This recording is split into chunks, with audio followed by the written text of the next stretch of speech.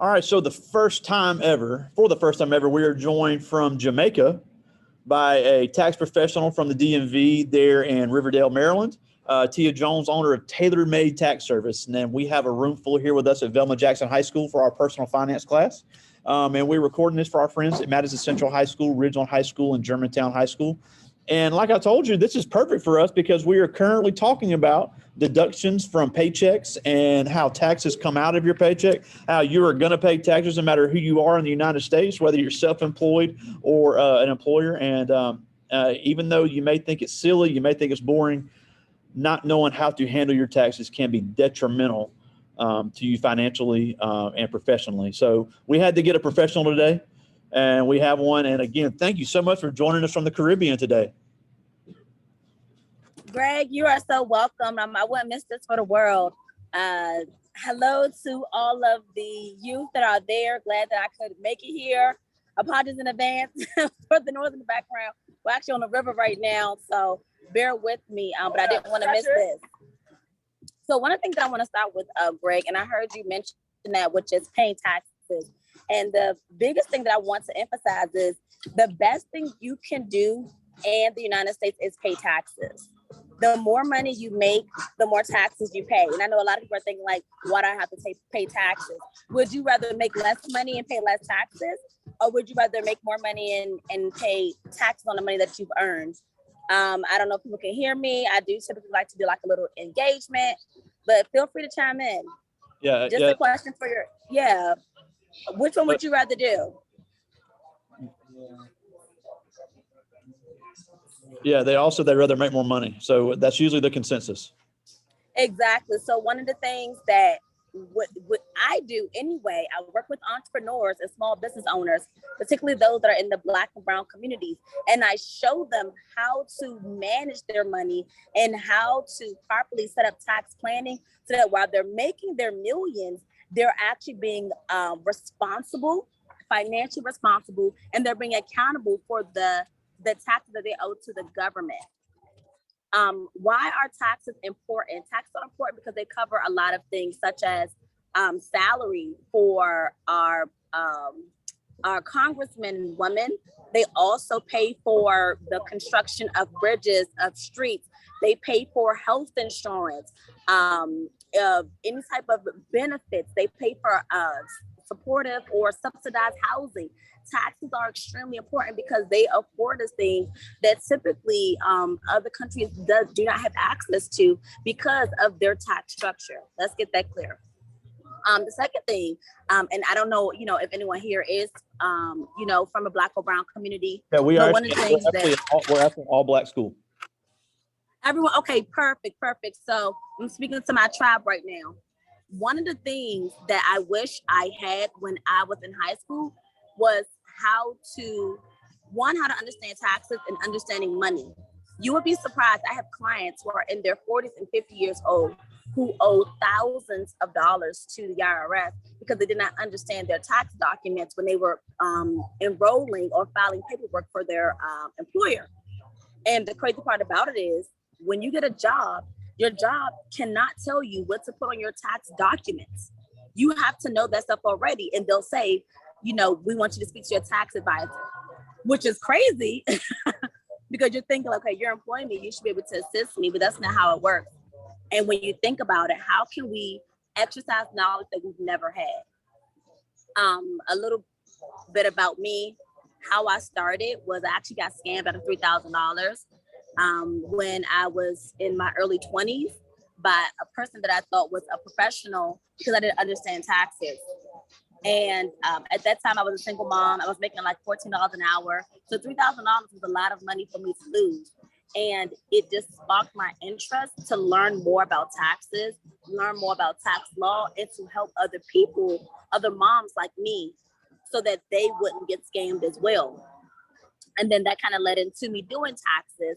And then I kind of led into me really giving back into my community and providing this as a service to other people who work, within my same demographic. Yeah, and the other thing, and you talk about how your employer can't tell you what to fill out, because you hear a lot of people say, well, I'll just work for myself. And that doesn't exempt you from paying taxes because every state is different, but also the federal government is going to want the self-employment tax. And obviously, like we said, that varies from state to state, but the IRS is still going to come after you for that money. And let me tell you something about that. So they're having a party in the background. One thing that the federal government will do, they're quick to come after you when you owe them. They're slow to give you your money when they owe you. Absolutely. Let's be very clear about that. I have helped clients go back and get tax they owed. Literally, the IRS have had to cut my clients $16,000 checks. It's taken years, 1 and 2 years to give them that money. But the moment you do something in error, the IRS is after you. And that could be as simple as a $1,000 error that could turn into $3,000. One of the things that I want the youth to understand, especially, is that we in the Black and Brown community are the most susceptible to scams. We're the most susceptible to predatory lending. Absolutely. We're the most susceptible to tax errors because of our lack of understanding and knowledge around that. And what do I mean by predatory? I mean that when you're looking down your street, I don't know how it is there. We're actually in a very rural area. Okay, well, there's something called like payday loans that you may see, or car title loans. Those type of loans are specifically targeted to our community because we do not understand interest. We don't understand how the loan system works, and we don't understand how taxation works in the United States. And those things cause us to be in debt. So please open your eyes and ears when you guys are in these situations, when you're cashing your checks. If anyone's in here working, affiliate with a bank. Number one, affiliate with a bank. Build a banking relationship. Yeah. And we had a banker come and talk about that, and we said that putting money on a Cash App card is not having a bank account. No, the only person that benefits from Cash App is Cash App. Anytime you want to put money on Cash App or take it off, they charge at least 2 to 5%. You know how much it costs if you want to take money out of your bank? $0. How much does it cost to cash a check with your bank? $0. It costs nothing to do those things.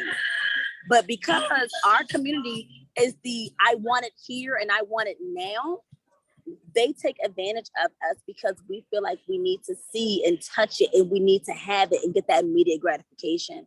And it really costs us in the long run when we're talking about communal wealth. And great, that's a whole nother big topic that is a huge issue in our community, is the racial wealth gap between the Black and Brown community and our white counterparts. Yeah, and that's also the same for student loans because a lot of these groups will, so well, you're a first generation college student, you need to go to this fancy school and take out $100,000 loan, and people aren't educated. And when they get the refund check, that's money that goes towards your loan. That's not money to go ball out with. Absolutely. And my biggest tip to that, and I mean that I feel this wholeheartedly, go where you can afford. If you're doing accounting, and I'm going to be honest, if you go to an Ivy League school or if you go to a community college, accounting is accounting. And that degree, or the reputation that the degree holds, will only matter your first year out of college. After that, once you start to get experience, it doesn't matter anymore. It doesn't. I don't have a degree. I actually didn't graduate high school. I don't know if I, put that in there. Everything I've done has been self-taught, and I've built my business from the bottom of just purely reading. Wow. Reading. If you do not do anything at this age, read one financial book, and it'll change your life. Yeah, and this is this is a finance class, and like I always tell them, you may think this stuff is boring and stupid now, but knowing it later in life is invaluable.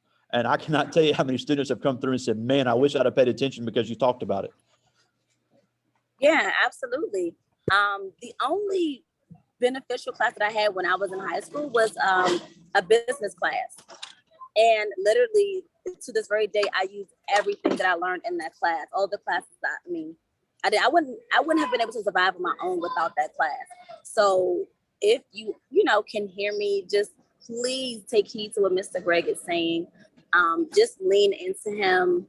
I know for myself, I used to go during my lunch periods and meet with my business teacher, because those skills really, really, really last you throughout your entire life. Now, when it comes to just taxes that are like the W-4, you fill out the W-4 and you're there as an employee, and then you're filing with you. What are the biggest mistakes that you've seen people make when it comes to filing their taxes? The biggest mistake I see people making, and again, I'm going to speak to my community specifically, is that we assume that because you pay taxes, you're supposed to get something back. That's the biggest mistake. Your tax is your obligation to your country. And the reason you get a refund is because you have overpaid. If you have not overpaid, you do not get anything back. That's why it's called a refund. They're refunding you the amount that you have overpaid for the year. The second thing is that if you are under the age of 23 years old and you're filing taxes, you do not qualify for any credit. You do not qualify for any type of earned income credits. I did not know that. Yeah, you don't qualify for those credits. So, because technically you're still considered dependent, because in the IRS's mind, you're in college and your parents are supporting you until you're 23 years old. So when you are quick to tell your parents, and I see this happen all the time, I'm 18 years old, I'm filing my own taxes, that is not advantageous to you, nor is it advantageous to your parents if they are still providing more than 50% of your living expenses. Wow. If you're still living with them, if you're still eating their food, unfortunately, you're still their dependent. And if you are doing that until you're age 23, you are still their dependent. Help your parents out. Don't get so big-headed that you think that you got this all figured out. They're probably in their 40s and 50s and they still don't got it figured out. So just be patient with them. That's my second biggest thing. And the third biggest thing is, if you are under the age of 23, and especially if you're in school, you should not be paying any taxes outside of Social Security tax and Medicare tax. Yep. You should not pay state tax, or you should not be paying federal tax. So make sure you file exempt, because that's extra money that could be in your pocket.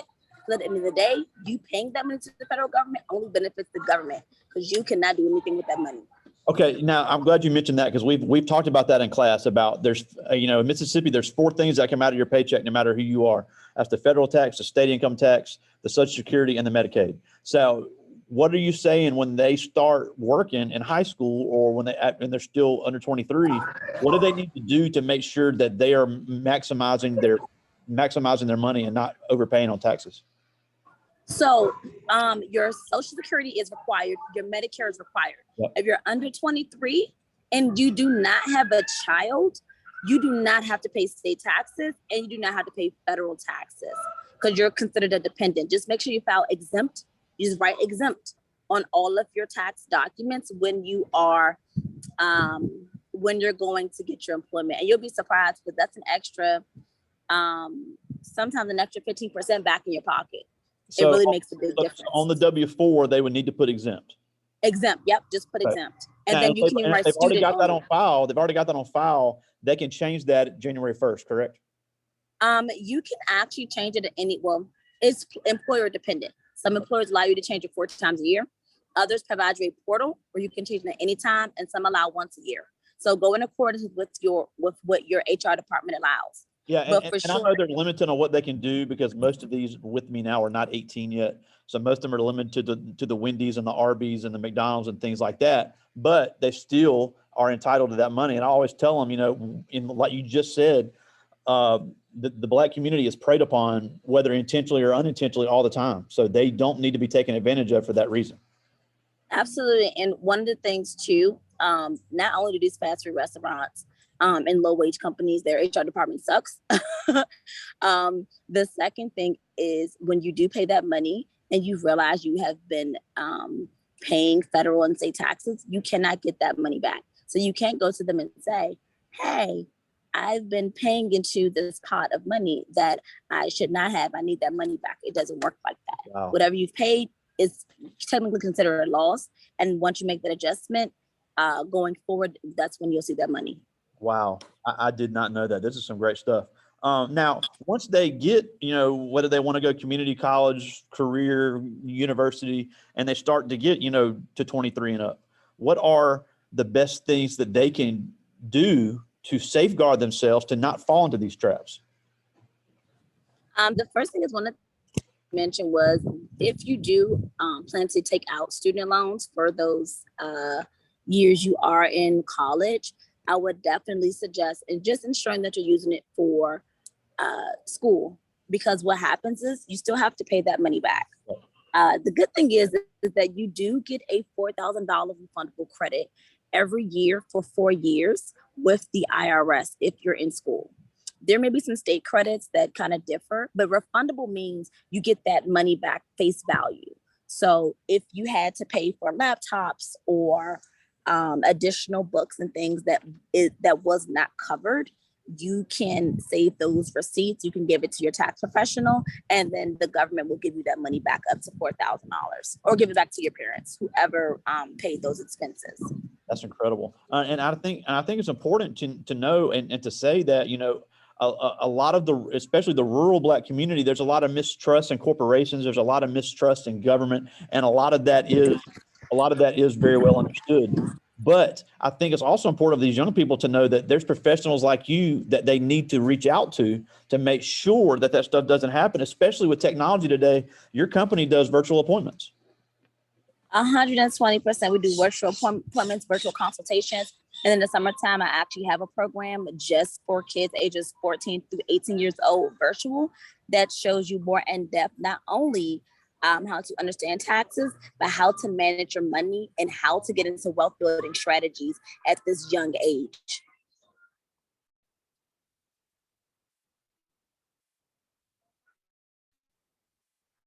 You go ahead away.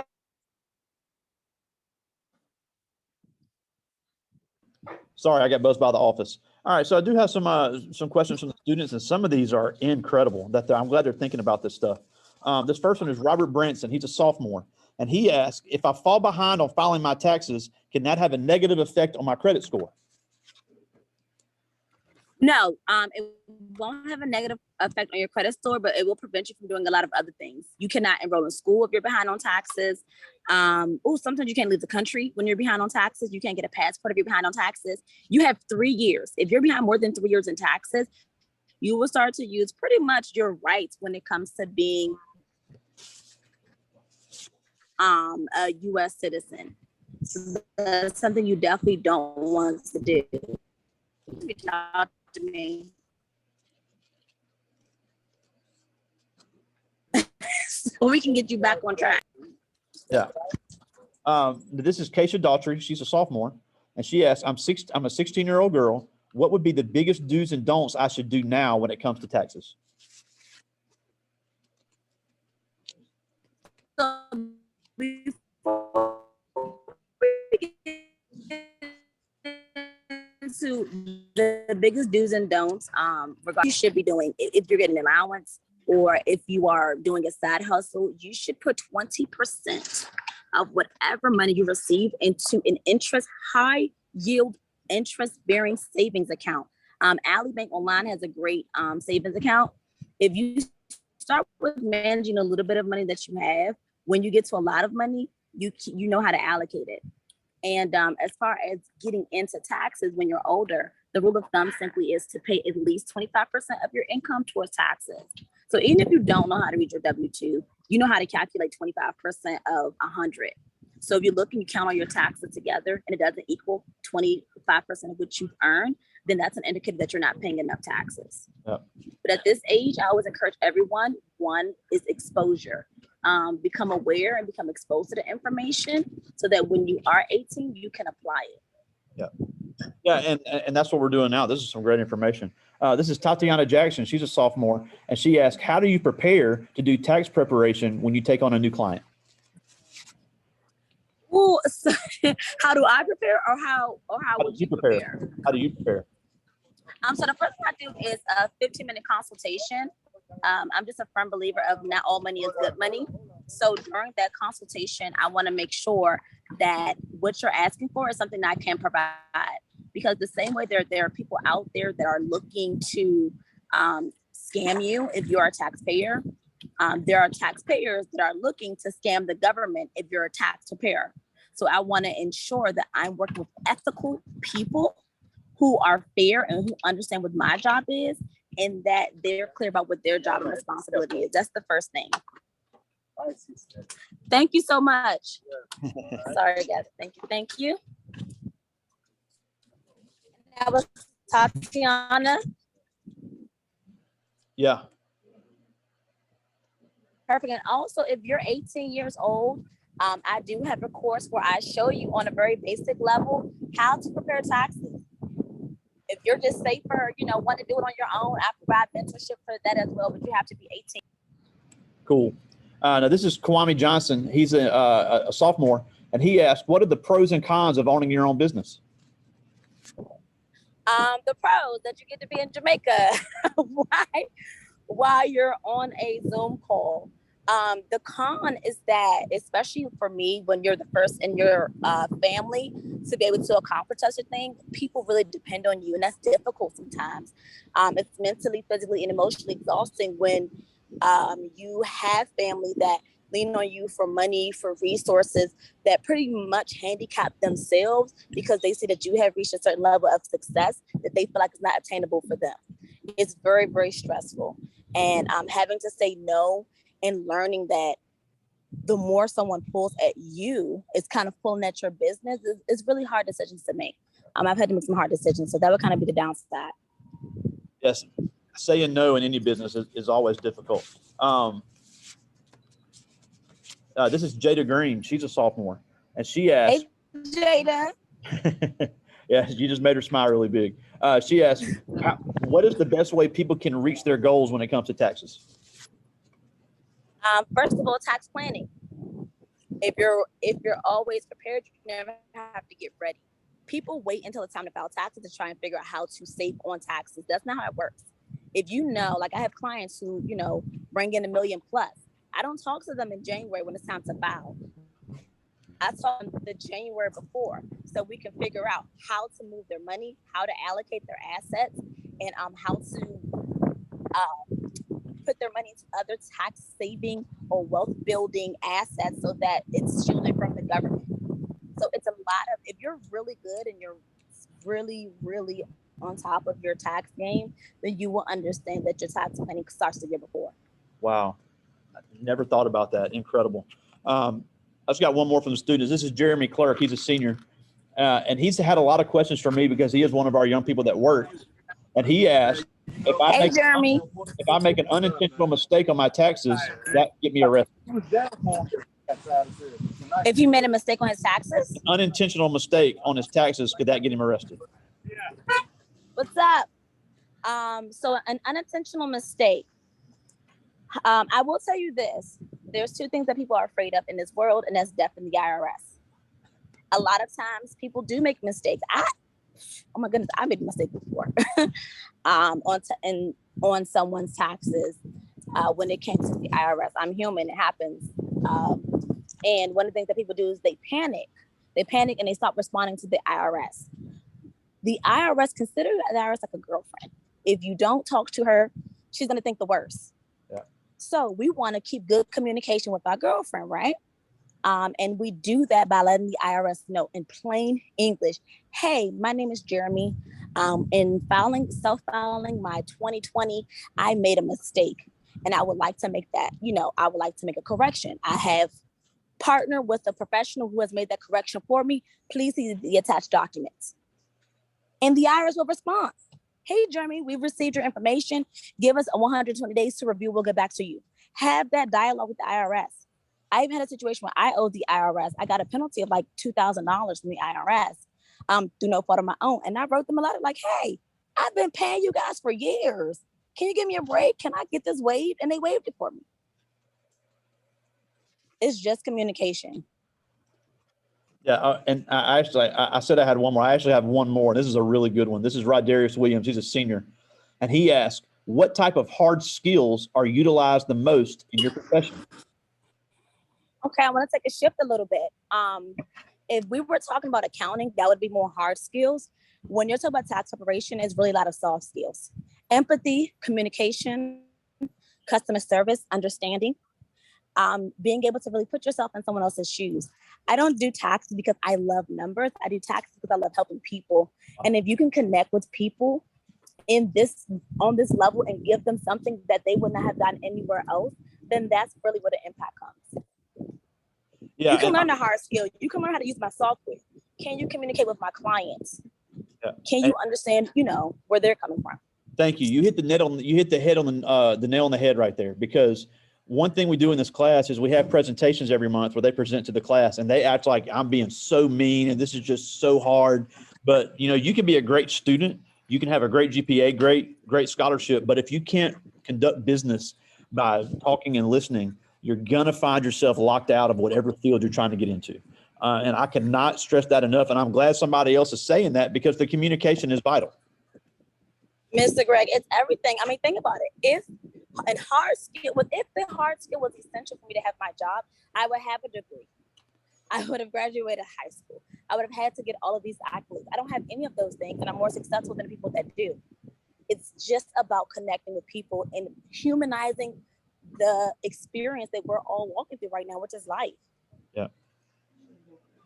That's incredible. Now, and we're almost out of time, and we thank you so much for especially joining us on your vacation from Jamaica. But before we go, we'd only talked briefly. I had no idea about your background, which is unbelievably inspirational, especially being, the first in your family to own a business. And you said you never graduated from college or high school, but yet you've become extremely successful as a young Black woman in this country. So what can these young Black kids do now as high school students to become as successful as someone like you?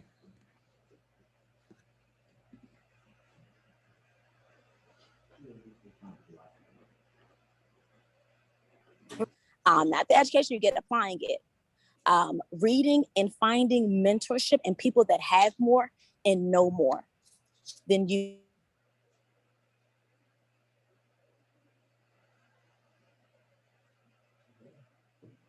And allowing someone to help you, that's really where the success, the word starts.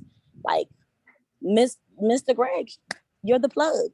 Like, connect with him, be around him, pick his brain. He knows more and has more. He's where he is because he's doing something right. Figure out what that is and connect with it. Yeah, and again, I mean, just the information you gave today was things I did not even know, and a lot of people will see this. And again, all the way from Jamaica, Tia Jones, the owner of Tailor Made Tax Services there in the DMV. But before we go, tell them to find your website and if they need any of your services, how they need to connect with you. Yeah, so my IG is Tailor Made with an I, tailormadetaxservice.com. That's my website. Tailor Made Tax Service is my IG. I think I'm on Facebook as TJ the Tax Goddess. And just send me a text message, 202-290-6936. We got you. And again, enjoy the rest of your vacation. I will definitely talk to you soon. Thank you. Enjoy, guys. Bye.